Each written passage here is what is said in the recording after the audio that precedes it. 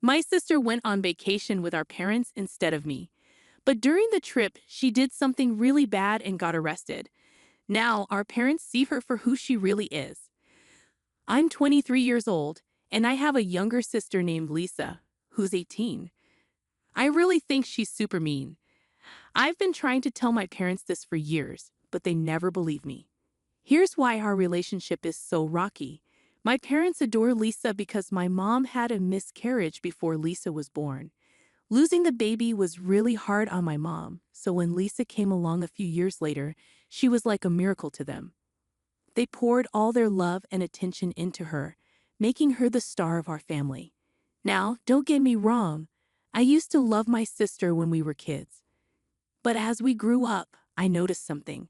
Lisa is really good at manipulating everyone around her. She knows how to make herself look good and make others look bad. It's like she's a pro at playing the victim. Once on my birthday, I got this really cool old pocket watch from our grandparents. It was a special gift because my grandma said it was a family treasure. I was super happy about it. But my sister, Lisa, was clearly jealous and kept asking if she could have it too. I said no because it was a present just for me on my special day. She tried to convince our parents to make me share, but since it was from our grandparents, it couldn't make me. That night, Lisa did something really mean. She knew I was terrified of spiders, so she put one in my pillowcase while I was sleeping. When I woke up and felt it crawling on me, I screamed and freaked out. My parents rushed in, worried about what was happening. Lisa acted like she didn't know what was going on, but later she told me she did it to scare me on purpose. She even grinned about it, which really freaked me out. I couldn't believe how mean she could be without feeling sorry at all. I remember one time when I had a crush on a boy named Mark from my class. I finally got the courage to invite him over to watch a movie with me at my house. I was so excited and even picked out a special dress to impress him. But when Mark got to our house, my sister Lisa ruined everything on purpose. She spilled juice all over my dress and started laughing at me. I felt so embarrassed and had to change clothes while trying to hide how upset I was. Then, to make things worse, Lisa started telling Mark embarrassing stories about me from when I was little. I felt really humiliated. Lisa wouldn't leave us alone the whole time we watched the movie. When Mark was leaving, Lisa told him that he could do better than me. Mark seemed uncomfortable and left quickly. I couldn't believe how mean and sneaky my sister could be. I kept telling my parents about Lisa's mean behavior, but they always excused it because they thought she was just young and didn't know any better. They didn't see her for who she really was. Whenever I complained, they brushed it off and saw me as the problem in the family. So I stopped talking about her bad behavior. Lisa kept being their favorite, while I, who was always honest, felt like I didn't belong in my own family. I focused on my studies and got into a good college. This let me leave home and have a better life. But whenever I came back home during breaks, Lisa made it clear she didn't want me there. She ignored me and wouldn't talk to me. During meals, she avoided sitting by me and would interrupt me when I talked to our parents. She always tried to make me feel uncomfortable. She even messed with my things, pretending she needed to borrow them, but would damage or lose them instead. When I complained, my parents didn't do anything and told us to get along. So I started avoiding coming home during breaks. I made excuses to spend time with my friends' families instead. My parents didn't mind, thinking I just wanted some independence and time away from home. When Lisa finished high school, her grades weren't good enough for college, so she went to a community college instead. That meant she didn't have to move out of our parents' house. These days, I work at a big company in San Francisco, and I really like my job. I keep in touch with my parents sometimes, but I hardly ever go back home. I don't talk to Lisa at all. Now, on to what happened.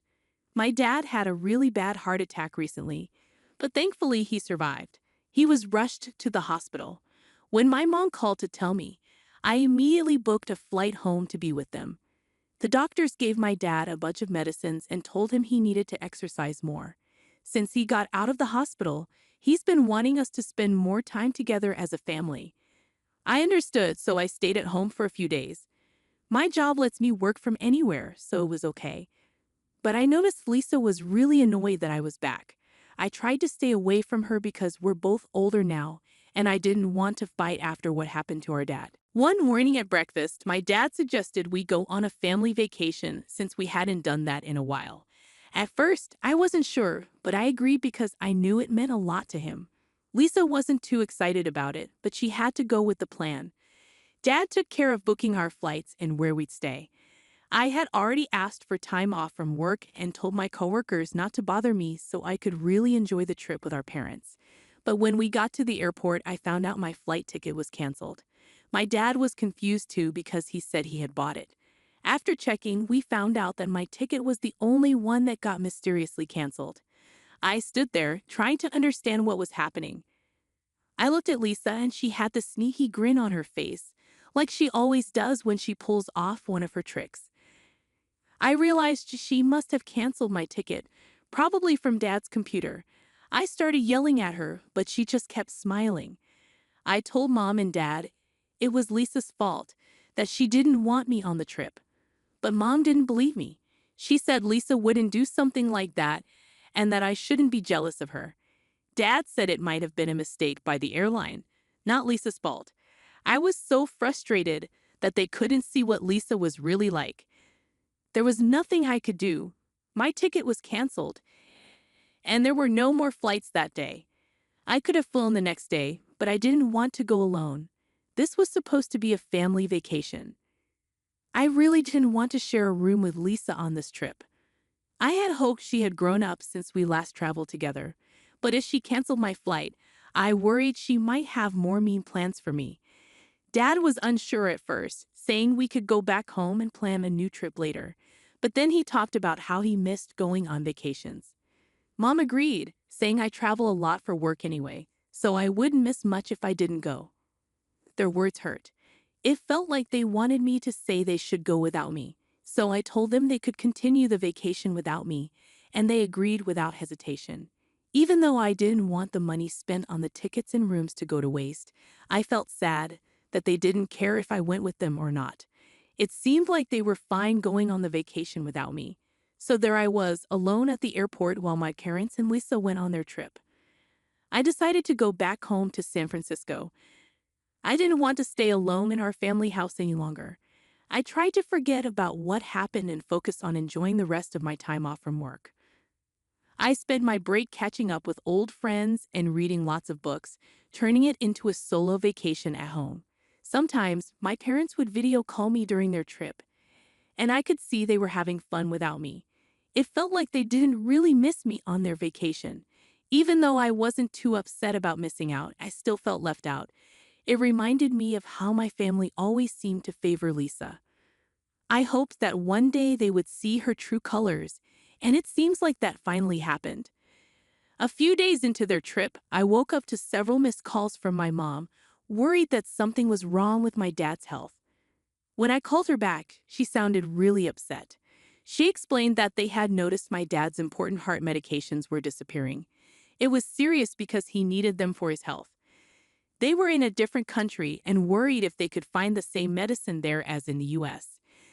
They were really concerned about the missing pills and searched their room but couldn't find them. My mom went to Lisa's room next door to borrow some sunscreen while Lisa was away. She was shocked to find all the missing medicines hidden in Lisa's bedside table. It was scary, so she called my dad. He came and found all his missing medication.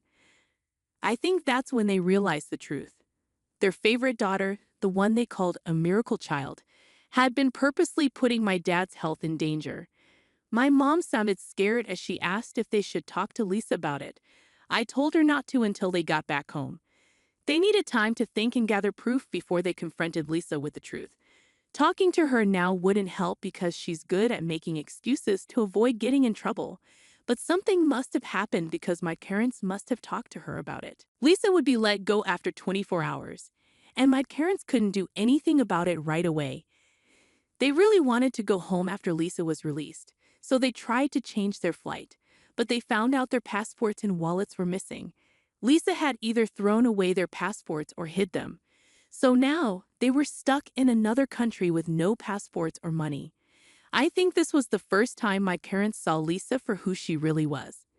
My mom, who always defended Lisa, was now asking me for help because they didn't have money or documents to fly home. She was upset and shocked to realize her daughter wasn't as good as she thought. I told them not to worry, and I would send them money with Western Union, but they had to find their passports first. I was sure Lisa didn't throw them away. Finally, my parents were realizing I was telling the truth about her all along. They were thankful I was helping them, even though they didn't take me on the trip. They said sorry for not believing me. Part of me wants to forgive them, but it's hard. I felt unloved because they always favored my sister, so I'm not ready to forgive them just because they regret leaving me out of the vacation. Update 1. Every day, my parents call me to tell me what's happening, and I'm getting more and more worried. After Lisa got out of jail, my parents told her to give back their passports or they'd call the police on her again. She had no choice but to tell them where she hid them. When they got home, my parents told Lisa to pack her things and leave. They finally realized how manipulative and harmful she was. They were worried she might hurt Dad again by stealing his medicine. Lisa got really mad and started yelling at my parents, saying she didn't want to share them with anyone, especially not me. She kept saying they should forget about me and only care about her. That's when my parents saw how jealous she was and how much she hated me being part of the family. They tried to calm her down, but she just kept yelling at them. She even threatened to make up lies about them to the police if they made her move out. This scared my parents because they're respected doctors in our community, and false accusations could ruin their reputation. Lisa's been making life hard for my parents ever since. When she found out they were talking to me more, she got really mad and broke dishes. She keeps hiding their car keys, making it hard for them to go to work. Just tonight, she had a tantrum during dinner and broke furniture. Then she blasted loud music in her room, so my parents couldn't sleep. The situation keeps getting worse, and it's really stressing my parents out. I'm worried about what might happen next. I can't go home right now because it might make things worse. I'm trying to convince my parents to talk to a lawyer so we can find a way to solve this problem for good. Going to court seems like the best way to protect my parents and make our family peaceful again. Update 2. Lisa got arrested, just like many of you thought might happen. She was causing more and more trouble, and one night she even threatened our parents with a knife during a big fight. It scared them, so they had to call the police. The officer arrested her for assault. With Lisa in jail, our parents knew they had to do something more permanent. They talked to a lawyer who helped them figure out how to make her leave their home for good. They gave her a formal notice saying she had to move out. They didn't want to press charges against her. They just wanted her to go. They bailed her out of jail and gave her the notice. It explained why she had to leave and when. They made sure to follow all the rules so Lisa couldn't argue. Then they went to court with their lawyer to start the process of making her leave. It was really hard for my parents because they were taking their own daughter to court.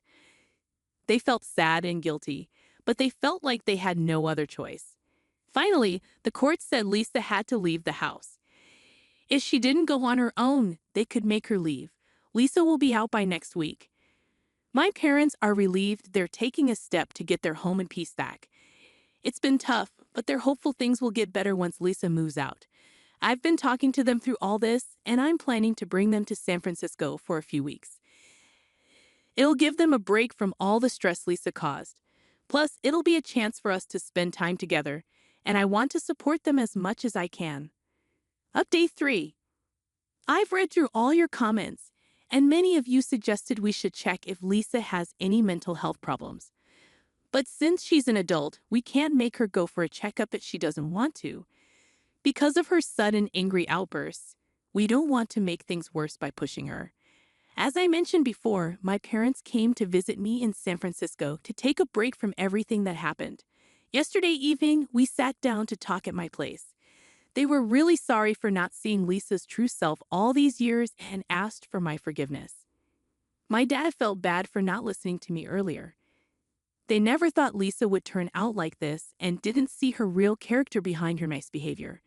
My mom also said sorry for not taking my concerns seriously about Lisa. She was upset to realize how they favored Lisa over me. I told them I appreciated them admitting their mistakes. I shared some tough memories of how Lisa made me feel all those years. My parents were shocked to hear what I went through alone. They admitted they were wrong and said sorry for making me feel left out. They said they always saw Lisa as special because they didn't expect to have her and thought of her as a miracle baby. They really meant it when they asked for my forgiveness. It was hard for me, but it was a start to fixing our family. We're finally talking about the problems we had for years. I told them I need time to trust them again, and we agreed to work on things together. For now, I'm going to enjoy the time I have with my family while they're here with me. Update 4. We've been spending a lot of time together in San Francisco, exploring the city and enjoying meals. It's been nice to reconnect after all the problems with Lisa. My parents didn't just come here to get away from her, but also to rebuild our family. We all want a fresh start. Right now, Lisa is staying with a friend. We can't just leave her alone, even though she caused a lot of trouble.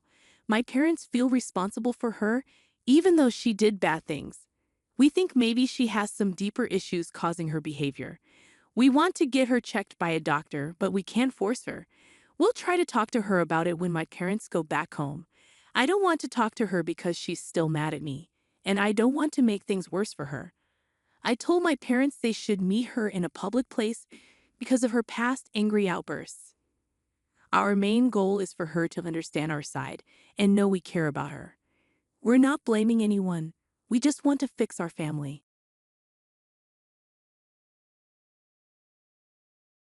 My name is Nancy, and I have a brother named Keith who is 7 years older than me.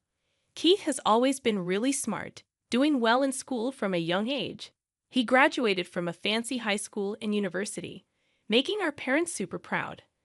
But as he got older, it seemed like all the praise and expectations messed with his personality. After he finished university, he decided to move out, saying he couldn't stand our boring home anymore. When he left, he made a sarcastic comment about our mundane life, and I'll never forget the shock and sadness on our parents' faces. It made me mad because I never stood out like him in school, but I still valued our family. We all owe our lives to our parents' support, and I wished he felt the same way. In high school, I realized how important family warmth and love are. Strangely, my brother didn't seem to feel that love. Our parents had been there for us with endless love, but he saw them as ordinary. It hurt because, as a child, he was my hero. He used to care about me, play with me, and help me with my studies. But he changed. As I was getting ready to graduate high school, he started questioning the importance of higher education, saying things like, "Do you really need it? You're wasting your time on such things." When our parents confronted him about his attitude, he blamed them, saying, "I became this way because of you." It made me cry, but my parents comforted me, saying, "Nancy, you've grown into a truly kind-hearted person." Their encouragement motivated me to get into a national university and land a job at my dream company. When I started working, my parents were almost 60, as my mother had given birth to me relatively late in life. By then, my brother was already married, but surprisingly, neither my parents nor I had met his wife. Despite our parents suggesting inviting him over several times, he always hesitated, saying, "Introducing her to our family requires some consideration," and avoided bringing his wife to our house. It's been about 6 months since I joined the workforce. Just when I thought I was getting used to my job, an unexpected event shook me during work hours. My phone, which doesn't usually receive personal calls at work, displayed an incoming call from my mother. Knowing I'm at work, my mother wouldn't normally call. I stepped outside and discreetly answered the phone. My mother's voice was softer than usual. "Hey, are you okay? Are you busy right now?" "No, I'm okay. What happened?" She then told me that my father had suddenly fallen. Those words weighed heavily on me. I immediately informed my supervisor, rushed to the station to catch a taxi, and hurried to the hospital my mother mentioned. On the way, I kept hoping and praying, wondering about my father's condition and hoping for the best. When I entered the hospital waiting room, my mother, with tears streaming down her face, greeted me. "What happened, Mom?" I sat next to her, filled with worry. How did my father, who was fine in the morning, suddenly end up in this condition? Unable to process the question, words spilled out of my mouth one after another. After a pause, she quietly said, "Your father has been diagnosed with cancer." Hearing this, it felt like time had stopped. Why? My surprise and anxiety spilled out in my voice. My mother took a deep breath and began to speak with sadness. "It's stage 4. The cancer has spread to the bile duct, and they said it's hard to remove it all." After that, my mother couldn't hold back her tears, and I struggled to find words as I listened. "So, what treatment will be done next?" I asked my mother, hoping for some positive news. After a brief pause, she nodded somberly. The attending physician later arrived and explained the detailed condition and treatment plan. Unfortunately, my father's illness had progressed more than anticipated, with confirmed metastasis to other parts. The risk of surgery was significant and success couldn't be guaranteed. My mother and I held hands, trying to grasp the harsh reality we faced. The doctor's matter-of-fact words made the situation painfully clear. "You can either continue with chemotherapy or choose support in a palliative care ward. Both are crucial choices, so we'd like the family to discuss and decide together." The doctor's calm words echoed in my ears as I slowly sank onto the waiting room's sofa. A heavy silence filled the air, with only the ticking of the clock breaking through. Seeing tears silently fall from my mother's eyes, I contemplated how to approach the situation. It was a difficult moment for communication, but necessary decisions had to be made. "We should include Keith in this conversation. Let's contact him immediately and discuss making a decision together," I suggested, picking up my smartphone with a wry smile. My mother admitted, "Actually, I've already informed Keith, but he hasn't responded." At that moment, recalling my brother's past actions and nature, I had a certain premonition. When he needed help, he'd get upset if not responded to quickly, yet he tended to shy away from tough decisions. However, understanding that the opinions of the entire family were crucial, I persistently called him. After more than 10 attempts, I finally heard my brother's slightly irritated voice. "What do you want, calling me over and over? Brother, do you fully understand Dad's condition? Mom should have informed you in detail. Why haven't you come to the hospital?" My voice conveyed urgency and anxiety. After a brief pause, he sighed in seeming annoyance. "Of course I know, but unlike you, I'm swamped with work. Dad's still alive, isn't he? I don't think there's any need to be overly concerned." His words lacked understanding or empathy, deeply shaking me. "This isn't a joke. We don't know what could happen to Dad at any moment. Have you forgotten how much he's worked for our family? We are here today because of his support." Tears threatened to spill, but without showing any emotion, my brother curtly said, "Now is not the time to be fussing over this. There's no point in discussing further. I'm hanging up," and promptly ended the call. Stunned by the exchange, I was at a loss, unable to hide my astonishment at my brother's indifference. I knew he lacked a sense of family bond and gratitude, but I never expected him to become so detached. When I returned to my mother, she looked concerned and asked, "What happened?" I simply replied, "It seems he's quite busy now," avoiding the details. My mother sighed deeply, saying, "It would have been comforting if Keith was here." My father chose to spend his final moments in a palliative care ward, and a few months after that decision, he peacefully passed away. I informed my brother of the solemn news over the phone and shared the details of the wake and funeral. However, his response was cold, stating, "I'm busy with work, so I can't attend. Please proceed without me." True to his word, he didn't show up at our father's wake or funeral. Even my mother seemed shocked by this fact. She probably never imagined her son wouldn't attend his father's funeral. Both family and acquaintances expressed surprise and disappointment at his absence. After the funeral, in a moment of quiet among the family, my mother exhaled deeply, murmuring to herself, "He really didn't come." I took her hand and said firmly, "Mom, let's not worry about him anymore. We have to let him walk his own path. For now, let's cherish our memories of Dad." My mother tightly squeezed my hand in response, smiled, and said, "Thank you." Unbelievably, the next day, my older brother suddenly appeared at our apartment. When I opened the door, his expression was different, filled with an urgent restlessness. Stepping inside, he demanded without any greeting, "Where is the inheritance father left behind?" Shocked by his demand, I emotionally retorted seriously, "Someone who didn't even show up at the funeral, and now you're saying this." Visibly irritated, my brother snapped, "Kids should stay quiet," creating an instant tense atmosphere. However, my mother stepped forward, trying to calm the situation. "Apart from this apartment, your father didn't leave much behind," she explained. "That can't be true," my brother retorted, barely concealing his anger. Staying calm, my mother placed my father's passbook on the table for my brother to see. As he flipped through it, it became evident that all our father's savings had been transferred to a different account. "What's going on?" my brother exclaimed in surprise. Gently, my mother explained, "Your father had instructed to move all the money to my account earlier. Also, the apartment's name has been changed, and now it's in my name." Taken aback, my brother was speechless, clicking his tongue in frustration before leaving. Watching him go, we were once again filled with admiration and gratitude for our father's foresight and his plan to protect the family. A few months later, my mother unexpectedly fell and was rushed to the hospital. The diagnosis revealed pneumonia in a more advanced stage than we thought. I remembered her recent slight cough when she had seen a doctor at a small clinic. Initially diagnosed with a minor cold, we felt reassured and didn't worry further.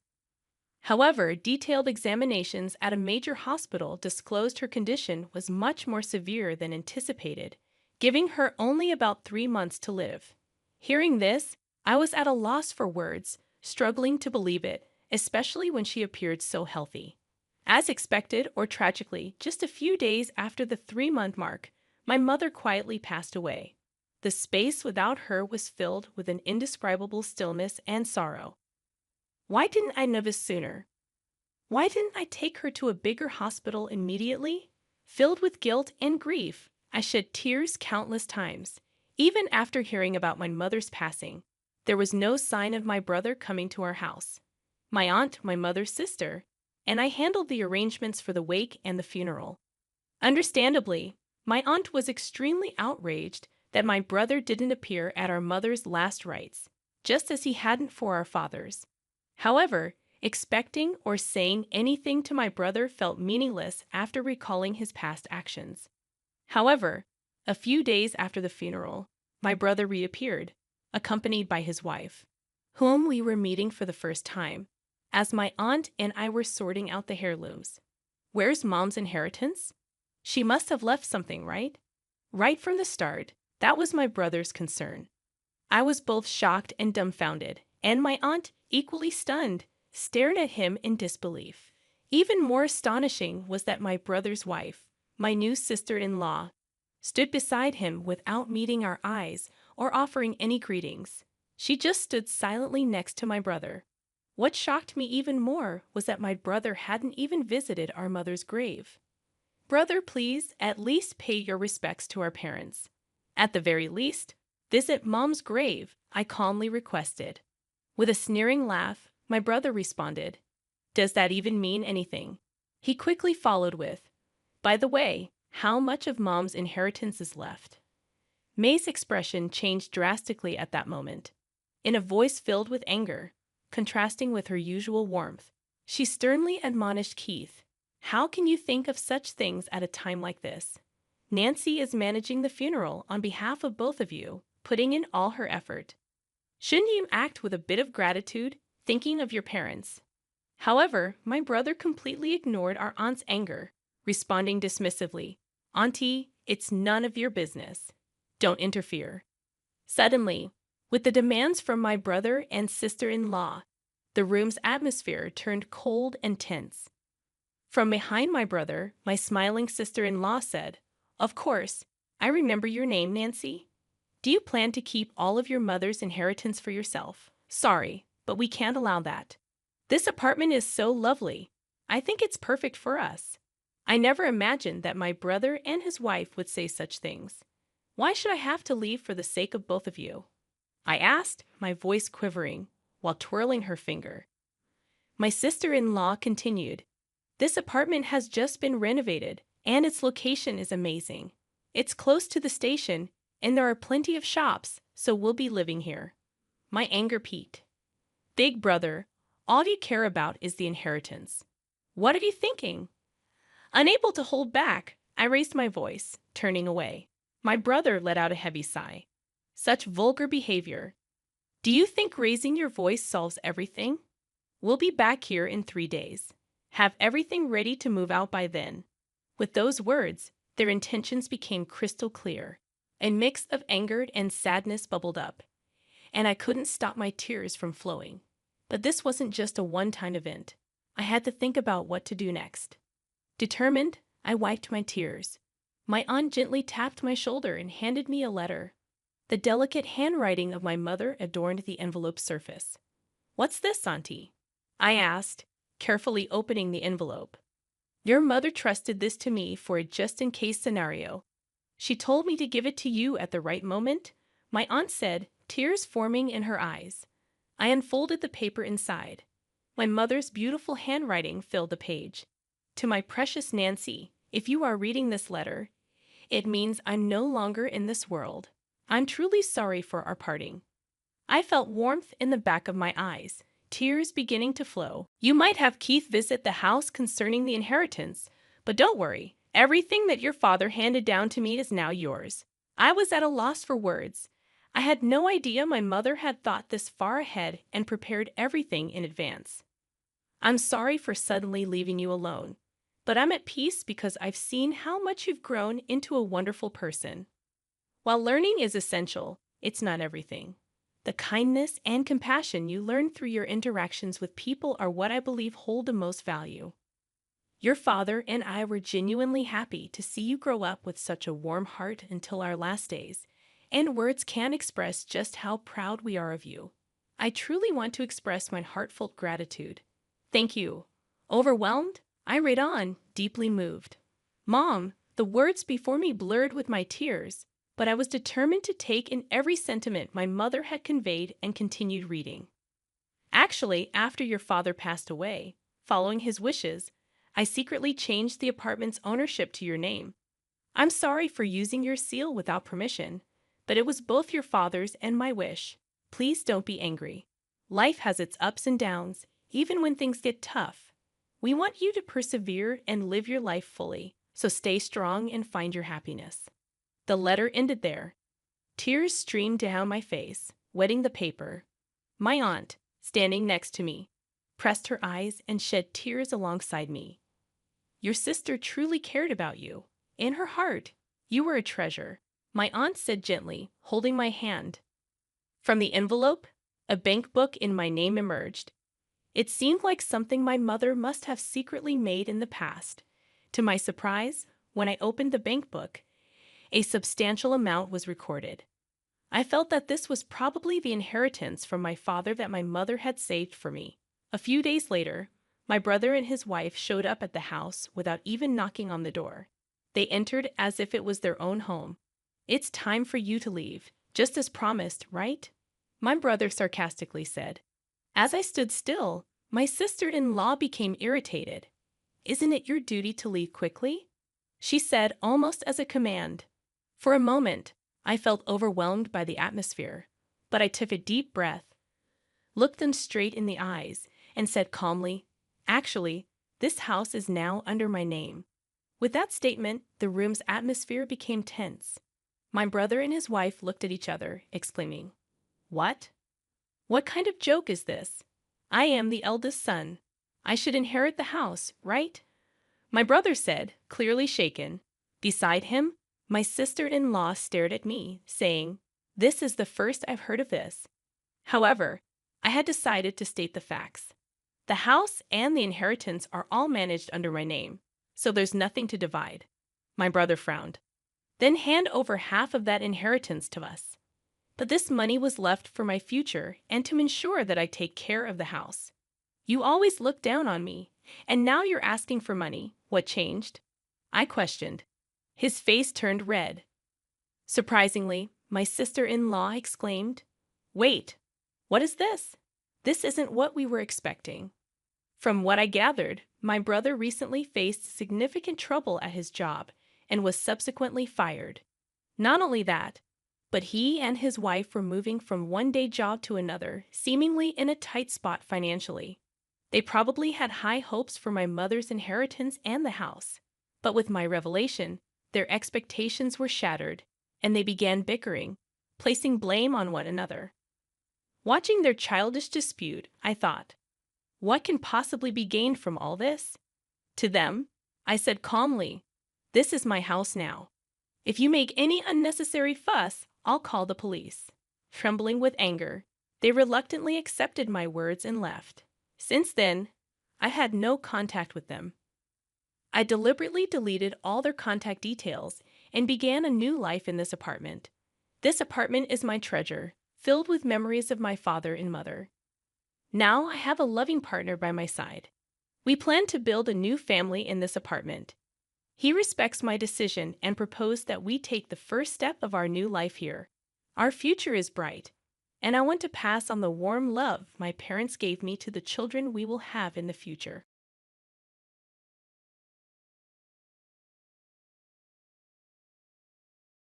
He insulted me, saying I don't want a kid like you, he smirked. I was shocked to see my dad laughing in a teasing way. "Sorry, but I won't be taking care of you. You're in high school now. You can manage on your own, right?" He added, "I'm running off with my lover, so don't try to contact me again." Right after my mom's passing, my dad skipped her funeral and revealed he was running away with his girlfriend. I was deeply disappointed with him, and I didn't feel like stopping him. "Go ahead.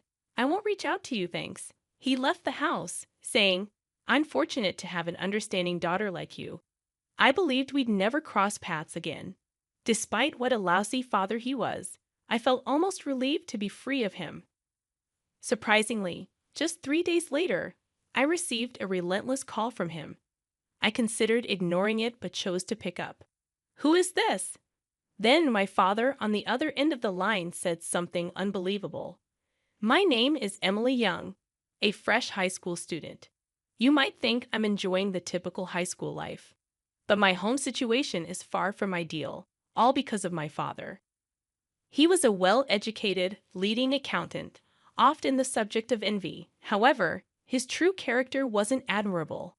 He had a habit of looking down on those with less education, including my mother, who only finished high school.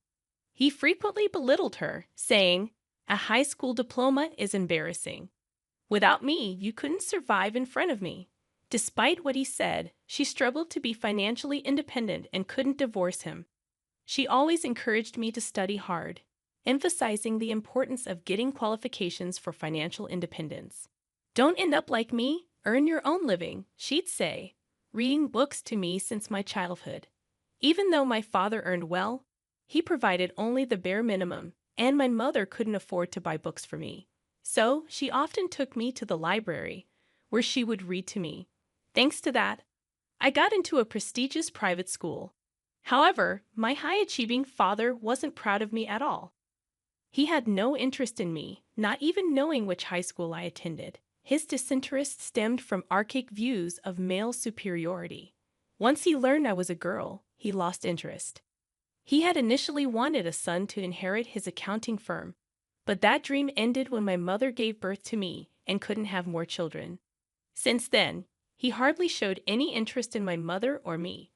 When he was drunk, he'd insult my mother, saying, "Dan, I'm such a nice guy to marry an ugly, stupid woman like you."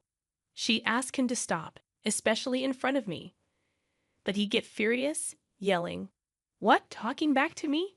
Do you realize who's feeding you, you useless woman?" I couldn't bear to watch, locking myself in my room and covering my ears. His tyranny extended beyond verbal abuse. He also had a troubling habit of infidelity. Using work as an excuse, he frequently arrived home late, sometimes not until morning. Over time, he started emanating the scent of women's perfume, which repulsed me. I'd remark, "Your perfume is too strong," pinching my nose. He'd respond with disdain, saying, "What? You think your nose is too good? Why did you wear perfume too? A woman like you can't survive without relying on a man. I harbored deep resentment toward my father for uttering such demeaning remarks to his own daughter. However, it seemed like he didn't even realize the extent of my disdain. He'd continue with comments like, "You do take after your mom with that plain face and personality. What's the use of a girl like you studying? You'll just end up a woman with too much pride, and no man will come near you." While he consistently insulted my mother for lacking education, he belittled me for being educated, claiming it was pointless for a woman to study. I considered this man truly hopeless. Adding to the frustration, he scarcely provided us with any money, yet adorned himself in expensive brand suits and watches. Even his loungewear was stylish, leading me to question the economic inequality within our own home. When I proposed to my father, "If you have that much money, why don't you buy something for Mom?" he merely snorted, saying, "It's my hard-earned money. What's wrong with spending it on myself?" He adamantly refused to spend a penny on us. It was solely because of my mother that I could endure those days. However, just as I entered high school, she was diagnosed with breast cancer. By the time we discovered it, it was too late, and she had a limited time left. Upon learning about it, I broke down, clinging to her and crying. I questioned, "What am I going to do without you, Mom?" But then, considering the situation, I didn't want to cause her any more worry because of me. Since then, I made an effort to spend the remaining time with her as joyfully as possible. When I visited her in the hospital, she would say, "Sorry for troubling you every day, Emily. You have schoolwork too. You don't need to visit me so often," with a relatively cheerful smile. I responded, "I come because I want to see you, Mom. Plus, staying at home means dealing with that drunken father of mine. I can't stand even looking at him." Hearing this, my mother's expression turned a bit sad. "I'm sorry for making you feel that way about your father. I'd always hoped you and your dad would get along." Irritated, I replied, "I'm sorry, Mom, but that's impossible. You do all the housework and take care of me, and he just looks down on you for it." My mother sighed slightly and said, "That's because I'm of no use in society." Trying to reassure her, I said, "That's not true, Mom," but she just gave a faint, sad smile. My father never visited my mother in the hospital. He rarely came home either. On the few occasions I did see him at home, I asked him to visit Mom, but he refused. "I'm busy with work. You, her daughter, should visit her. Dan, her suddenly getting sick and leaving all the housework undone is such a nuisance." Horrified, I responded, "How could you talk like that? Can't you at least worry about Mom a little?" He replied with disgust, saying, "Worry? I'm more concerned about my own future. She promised to take care of me for life, and now she gets sick so soon. It's unbelievable." I couldn't suppress my anger and shot him a glare. "What's with that look? You do realize you're living off me, right?" I wanted to leave this house, but frustratingly, he was correct. I was still a freshman in high school and under his roof. Then, a month later, my mother passed away. Amidst the grief, I busied myself with preparing for her funeral. My father insisted we didn't need to have a funeral and provided no help. However, I was determined to give my mother a modest farewell. I called him, mentioning his busy work schedule and infrequent returns home. "Hey, I've decided to hold a funeral for Mom, so please come." When did I stop referring to him as Dad? That thought crossed my mind, but I had no intention of using that term ever again. Annoyed, he replied, "Dan, I told you we don't need a funeral. I'm not going to spend any money on that, you know. I'll work and pay you back in the future, so please at least come to the funeral. I'm busy that day, plus I hate such pathetic events like funerals," he said before hanging up abruptly. I was left speechless. Despite our strained relationship, he had been married to her for years, yet he wouldn't be there for her final moments or even attend her funeral. This was the breaking point for me. I lost all respect for my father. The next day, an unusual event occurred. I thought it was rare for my father to be home, but there he was in the living room with a large suitcase. Seeing my puzzled expression, he blurted out, "I don't need a brat like you," sneering. I was stunned to witness my father laughing mockingly. "Sorry, but I'm not going to look after you. You're in high school. You can live on your own, right? I'm eloping with my lover, so don't ever contact me again." Immediately after my mom's death, without attending her funeral, my father declared his elopement with his mistress. I was completely disillusioned with him and had no intention of trying to stop him. "Just do whatever you want. I won't be reaching out to you, that's for sure. Thanks. I consider myself fortunate to have such an understanding daughter," he said before leaving the house. I believe that was the last encounter between us. Strangely, despite how awful he was as a father, I felt oddly relieved to be free of him. However, just 3 days later, I received a persistent call from him. Initially contemplating ignoring it, I eventually decided to answer. "Who is this?" Startled by my response, he stammered, "You. How can you ask who is this to your own father?" I retorted sharply, "Do you really think I still see you as my father? Are you foolish?" This seemed to fluster him even more. "Hey, you've done something terrible, you know. Because of you, I might lose my job." "What are you talking about? I haven't done anything." "Weren't you the one who said never to contact you again?" I replied casually. Then, at the height of his anger, he shouted over the phone, "Is this really the time for that? I know what you're doing." Listening to him seething in anger, I couldn't help but laugh. Yes, he was right. The predicament he found himself in was a result of my actions. This takes us back to before my mom was diagnosed with breast cancer. Frustrated with my father's constant infidelity, I decided to gather evidence of his affairs by snooping through his phone. When he was intoxicated, he often carelessly left his phone unlocked, walked away, and dozed off. Swiftly taking his phone from his hand, I began sifting through the photos. There they were, numerous pictures of my father with a woman who appeared to be his mistress. I saved those photos to my phone. I embarked on a mission to uncover the identity of my father's mistress. However, being a high school student, my resources were limited. In contemplation, a close friend mentioned, "You know, my friend's cousin is a private detective." I pleaded with the friend to introduce me to the detective, who agreed to investigate my father's mistress, saying, "Okay, I'll do it for my cousin's sake, and you can pay me later." The investigation yielded intriguing results. The mistress, Natalie Grubb, was supposedly 32 years old, residing alone in a luxurious condo.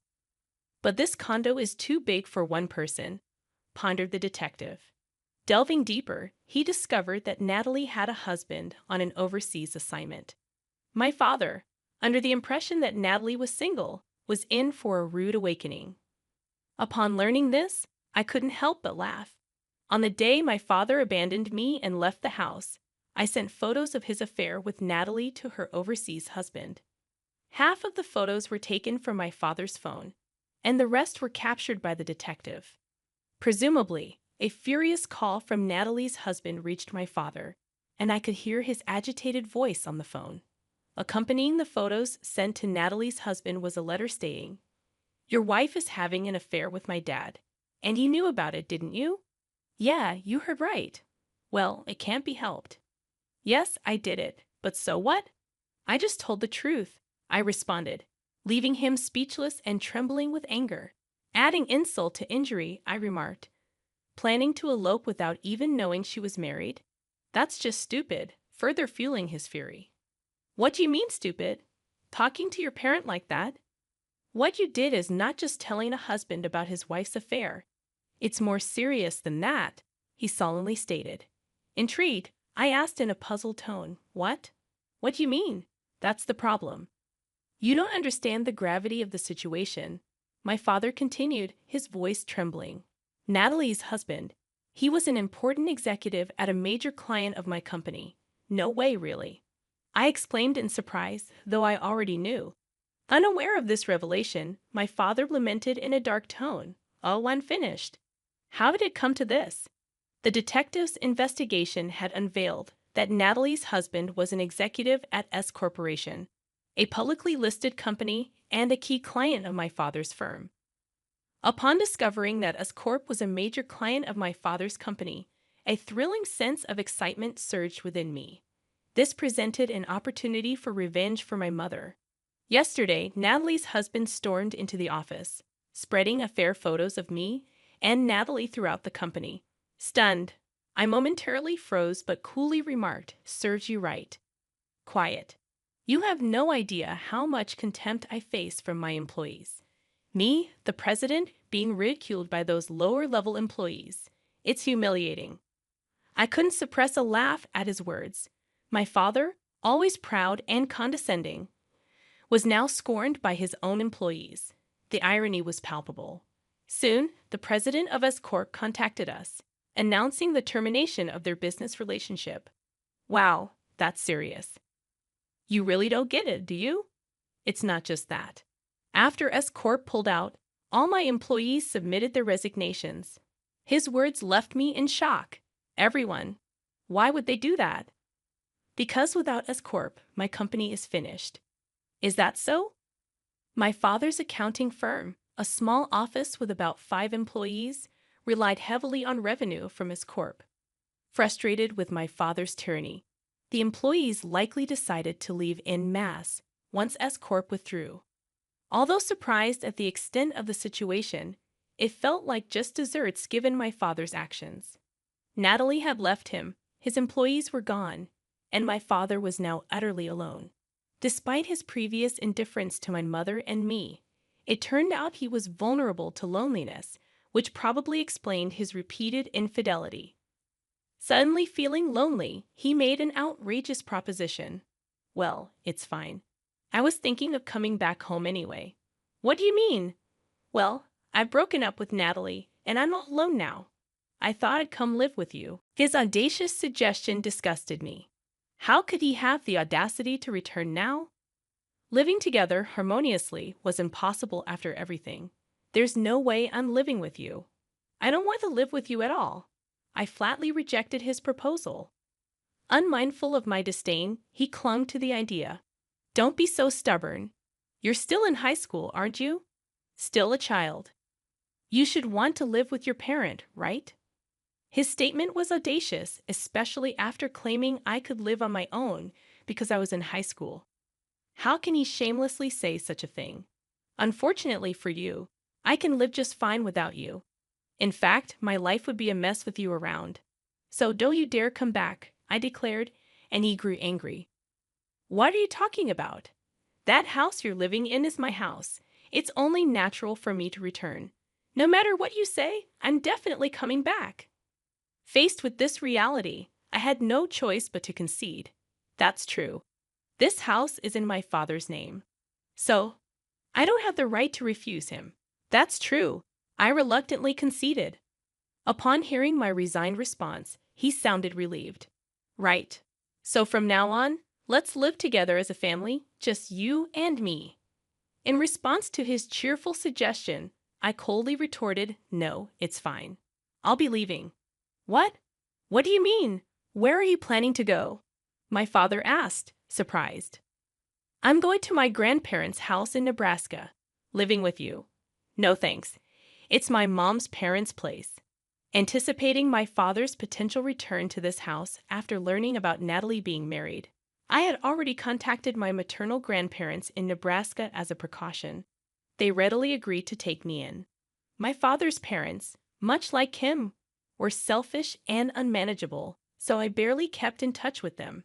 Hearing this, my father sounded troubled. "Don't say that. We're the only family we have. I'll change my ways. Let's live together," he insisted. But I said, "I know what you're up to. You just want me to take care of you, right?"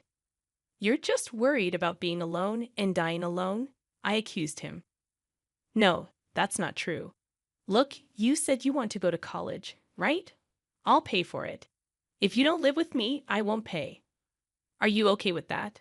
Faced with his intimidation over the phone, I replied simply, "I'm fine with it." "What? Don't be so stubborn. Planning to work part-time while attending college. It's hard, you know. Just give up on that idea." As usual, my father belittled me. But I informed him, I have the life insurance money that Mom left me. He sounded completely taken aback. Life insurance? You mean she had a policy? Yes, yes. After my mother passed away, she had made sure I wouldn't struggle financially by taking out a life insurance policy. She had become ill after giving birth to me, and that's when she started worrying about what would happen to me if she fell ill again and left me alone. My father had no interest in me since then, and his infidelity was rampant. She was worried that after she was gone, he wouldn't provide me with enough money for college or even basic living expenses. So she managed with the meager allowance my father gave and did some work from home without him knowing, just so she could pay for the insurance. Wait a minute. Where did the money for that insurance premium come from? She was just a housewife, right? So does that mean she used my money to pay for it? My father, stingy as ever, questioned. If she took out insurance with my money, then I should get the payout, right? I couldn't believe he'd think there's a law for that. But I told him, no, you're wrong. Mom was working from home while being a housewife. She used that money for the insurance. What? My father, who had lived as he pleased, didn't want my mother working outside and never allowed her to even have a part-time job. So she chose work she could do from home and earned a small income without him knowing. Hearing this, he muttered, I've been deceived. She was doing all that behind my back. I couldn't hold back my anger at his words. Deceived. Really? Can you believe it? She struggled so much because you only gave her the bare minimum to live on. All my clothes were bought from auction sites. I never got new clothes. I don't think she ever spent money on herself. He was silent, unable to make a sound. And yet, you are out there splurging on brand name goods and luxury items, enjoying life alone. You're the worst. But I had to spend on my appearance for work. Those extravagances you're talking about, they were for entertaining clients, he tried to justify. But I wasn't fooled. Sure, there were some client entertainments. But I also knew about the trips and lavish meals he enjoyed with his mistresses, while never giving a single gift to my mother or me. Recalling all this thoroughly disgusted, I said, That's enough. I've lived with you for over a decade. I know what kind of person you are. Sorry. But don't ever contact me again, I said sharply. Despite my father raising his voice, saying, Wait, I didn't care and hung up the phone. Following that, it appears my father's company faced rapid bankruptcy. He had been misusing the company's funds for personal gain, relying on revenue from S Corporation. Once the ties with S Corporation were severed, his company swiftly crumbled financially and declared bankruptcy. Post-bankruptcy, job opportunities eluded my father, and his income plummeted. The industry quickly caught wind of rumors about his affair with the wife of an executive at S Corporation, severely damaging his reputation. Despite his pride, my father, unable to offer apologies, struggled in sales and found himself adrift. Eventually, he couldn't meet mortgage payments and had to relinquish the house. Turning to his own parents for assistance proved futile, as they rejected their selfish son. Disowning him, they declared, He's no longer our son. Socially and financially ruined, having lost home, family, and mistress, my father now lives on the streets. Unaccustomed to failure, he appears mentally fragile and incapable of reintegrating into society. On my part, after my mother's memorial service, I relocated to Nebraska to live with my grandmother, gradually settling into a more stable life. Much like my mother, my grandmother is kind and an excellent cook, providing me with a more comfortable life than my time at my parents' house. During my days off, I visit my mother's grave with my grandmother, savoring Mont Blanc's cake, her favorite. On our way home, my high school life is thriving, and I'm enjoying happy days with friends, attempting to compensate for the challenging times I faced. Yet there are occasions when I miss my mother and find myself shedding tears. Although I believed my grandmother and others were oblivious, it turns out they cared. One day, to my surprise, she brought home a puppy, stating, I thought it might help ease your loneliness a bit, Emily. You said you love toy poodles, right? Yes, I love them. Having a dog has always been my dream, I replied, and my grandmother beamed warmly. Enchanted by the puppy's enthusiastic tail wagging and affectionate licks, I resolved to gradually increase my happiness in this way.